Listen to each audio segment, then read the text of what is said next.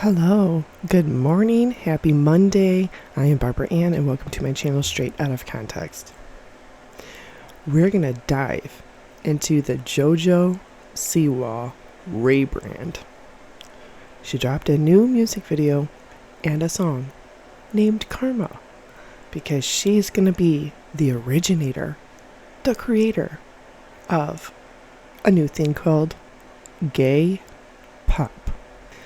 So you get the gist, right? There's no such thing called a gay pop. It's just pop. There's a lot of people that are pop artists that are also gay. The problem with JoJo Siwa is this new aesthetic is no different than her old aesthetic, which worked for her because it made her millions of dollars, right? This aesthetic is no different. It's just without the rainbow, replaced with black, and lots of glitter. That's no different than what she's done before. Oh, and the whole Kiss Gene Simmons thing. That's obviously been done before. This would have hit a lot different had she not been that over the top with the costume. But the problem I see here is that she's trying to monetize and capitalize on a societal topic that's usually pretty hot, and that is inclusion for lesbians, gays, trans, and bisexuals. The problem with that is that less than 3% of the people worldwide are going to be gay men, lesbian, or transgender people. Even less than that 3% are just people that are lesbian and identify sexually as lesbian. And that is what JoJo Siwa has come out as. And now she wants to do this thing called gay pop. That's a very small pool of fans that she is siphoning down to lesbians. And she's also using a lesbian, very cliche and stereotypical aesthetic. And that is like the tomboy butch look. I'm sorry, but I've always told even my own kids, your sexuality has nothing to do with how you dress. Why does that have to be the forefront? That's as bad as literally tattooing it on your forehead or stamping it on your forehead or wearing a shirt that's like, I'm lesbian, because you're making that the focal point. Who you have sex with behind closed doors has nothing to do with your talent as a singer, your talent as a dancer, your talent as a performer. And she is a beautiful, very talented young woman. I would have loved to see her just really be herself. That this is very much, a lot of people are calling it cringe. I don't want to say cringe because I don't feel that acute humiliation and embarrassment for her. What I feel is like she's trying too hard. She's trying too hard and she's trying to do it over the top. That's fine for a music video, but going to award shows and showing up at the red carpet and all of these other things, interviews, podcasts, all that, just like that, that's a little bit but JoJo Siwa has always been the type of personality that is like, other people can't be around it too much because it's so draining. That hyperactive, ADHD, airheaded, bubbly, very happy all the time, bouncing around, always like, yeah, so positive about everything. She's either really like that or that's just a persona that she's playing, because believe it or not, all celebrities play a persona. All politicians and public figures do too, in some kind of capacity, some way, shape, or form. But JoJo Siwa has always had that very energetic, happy, bubbly vibe. And it worked with the rainbow glitter, fairy stardust. It worked. But now she's trying to merge over into, now she's a young woman. Now she's more comfortable in her identity, in her sexual identity. The problem is music and dancing has absolutely nothing to do with your sexual identity. And people don't care. They do care. In a negative light, though. They don't want that shoved down their throat in a music or dance capacity. People don't want to turn on the radio and say, you know what, I love this song because I just feel like I connect with the song. How many people can connect with a song written and sung by a lesbian about a lesbian relationship?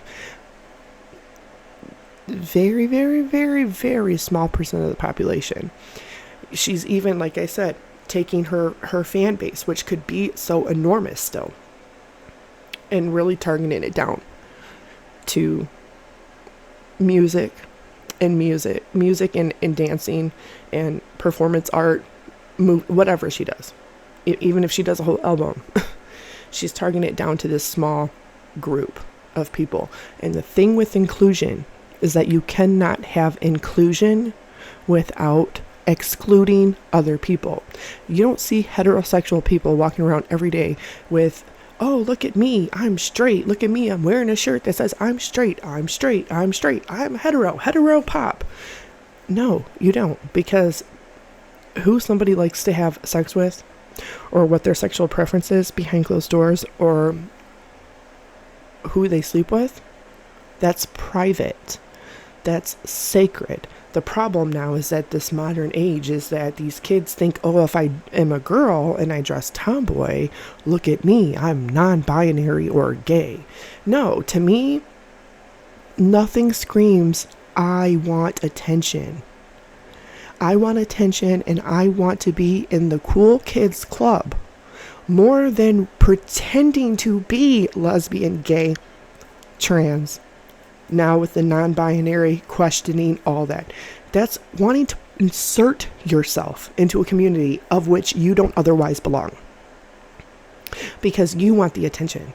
You want the inclusion because you're excluded. Because especially if you're white and hetero, you got to do something over the top to be included. And I'm not saying that JoJo Siwa is not really lesbian.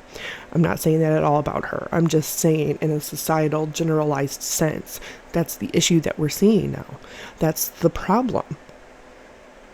That is genuinely the problem, is that normal heterosexual young men and young women are not feeling special because they're not getting that inclusive treatment. How can they get that? They have to be a part of this cool kids club. But while they're wanting to be a part of the cool kids club, they're not realizing how cliche and fucking stereotypical it is. And not only is it cliche and stereotypical, it is a slap in the face to the people that really are lesbian, gay, and trans. This aesthetic is in the music, just the words alone. I don't want to bop to that, really. I mean, it was otherwise a good song. The words, I'm not a lesbian, so I cannot relate to that. I cannot relate to being jealous because, my girlfriend's sleeping around or has moved on with somebody else. You can relate to that in a heterosexual sense, but her really targeting this gay pop, and she's not the first person in pop music to be gay or even bisexual. And that should have absolutely nothing to do with music. Music should be universal and speak to a larger audience. And I see the problem with JoJo Siwa. It's that she's targeting this very, very small, narrow group of young lesbian. And so that music and even the dancing does not speak to very over-sexualized dancing, I should say, doesn't speak to people who are not young and lesbian. Even young gay men or young transgender people are going to have a harder time relating to the words because if you just like music, you like music. But it's not going to be one of those hits that 50 years from now, it still is something that resonates with people.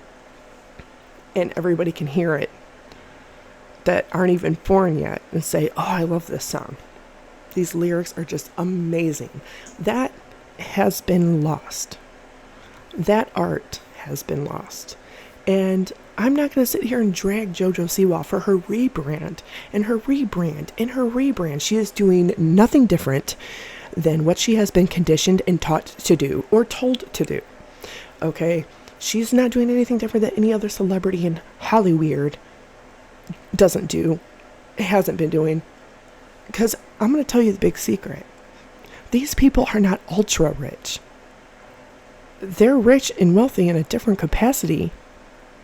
But the reason why they have to keep working and promoting brands and doing campaigns and all the things that they do is because they have to keep that money coming in, because after federal, state taxes, after all the fees to upkeep that lifestyle, the travel, the agents, the managers, the financial accountants, the lawyer, all of it, they have to work really hard all the time. And when they see that their attention and their fan base is starting to get bored and it's starting to go down and they can't keep doing the same thing over and over and over, what do? They rebrand. I don't think she had to rebrand. I think she could have come out as lesbian and left her personal life and her sexuality over here and still done music and dance, because she does. She's a great looking young woman. She really is. And she is a phenomenal dancer. And I'm sure that her work ethic is probably way up there. And I give a lot of credit to that. And I don't dislike JoJo Siwa, and I don't want to say negative things about her. She's a product of her time. She's a product of her time. And it's just sad to me because it would have hit different and been more inclusive for everybody, including heterosexual people, had it not been, well, you see, all that it is. So JoJo Siwa is very active on her TikTok. Not only that, but she was recently seen coming out of an adult XXX shop with a giant penis plushie, getting into her car, which has her face plastered all over it. And on the back of her shirt, what do you think it is promoting? I'll give you a guess. It's got some words from a song she just dropped. Yes, yes, yes, ma'am. Yes, sir.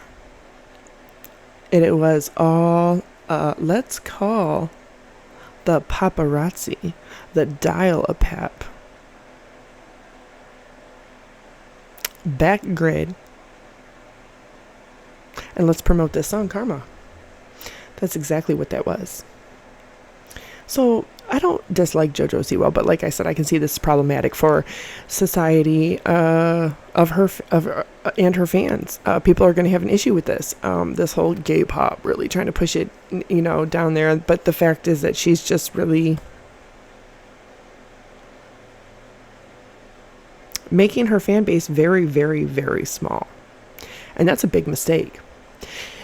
Anybody that's working with her, I'm hoping they're not all like, yes, yes, yes, yes, because she's made millions of dollars and done lots of stuff since she was very, very young. That they're not being yes men and telling her that all of this is a good idea. Because anybody that truly is good at marketing, advertising, and even just the trajectory of her career would tell her that this really is not going to produce longevity, and this is really not going to be a good idea. But it has been successful in the fact that it has been getting people talking, and it has been successful in the fact that people are using the audio on TikTok and doing the dance to it. So maybe JoJo Siwa isn't that stupid after all. Because when it comes right down to the truth, here we all are, talking about it, talking about the rebrand, talking about the cringe. But you know what? Negative attention is better than no attention, and negative attention will capture society and people's comments and their opinions and their feelings a whole lot faster than something positive. So I got to give it to JoJo Siwa, because she went up to everybody. She really did. She wins here, because either which way, she's getting the views. She's getting the dance challenges, and she's getting all of it. I mean, come on, she paid $50,000 for all those porcelain teeth. Man, if I had $50,000, I sure as hell would too. I would love that, especially after having cancer and all the stuff that I went through. But she's doing something right. And the sad part to me is that what she's doing right is not just her talent, which she is a great dancer. She's been doing it her whole life. Come on now. You got to give her credit there. But this whole aesthetic and this whole, I'm going to shed my old image. She's did that. Look at her TikTok. Anybody that's followed her recently or for the last several years knows that she did that. She did it the moment that she decided to come out, not to her family, but the moment she decided to come out on People magazine into the world and really say, this is me, this is who I am. And then showcase her girlfriends. And she's the one that made that the focal point. It's a talking topic because you got to have something written about you, something said about you, because the minute that everybody pulls back, they forget about you, and that's it. So good on you, JoJo Siwa, because you got us all. And with that being said, I really do hope that her career has longevity and is on a very positive trajectory, but I really hope that she stops with the crazy looking costume, because she is a beautiful young woman and she really just be herself. She doesn't have to hulk it up with all the fake tattoos. And that's coming from me, people. That's coming from me. Look at me. Hello. She doesn't have to do all of that, to prove, look at me, I'm tomboy. Look at me. She doesn't have to do all that because her talent, her dancing skills speak for themselves. But despite what I think or feel, what I think and what I really feel is that I wish her the best, just like I do anybody. But she could definitely do better. She could definitely open up music, and if she's going to do music, open up music to a wider audience that speaks to more people, because this K-pop stuff it's not speaking to me because I'm not a lesbian. So, and that's just that. But I hope everybody has a fantastic Monday, that your week goes fabulous, and that everything goes beautiful and smooth and stress-free today, because I love you all and I wish nothing but the best for all of you. And with that said, have a great day. Peace out, everybody.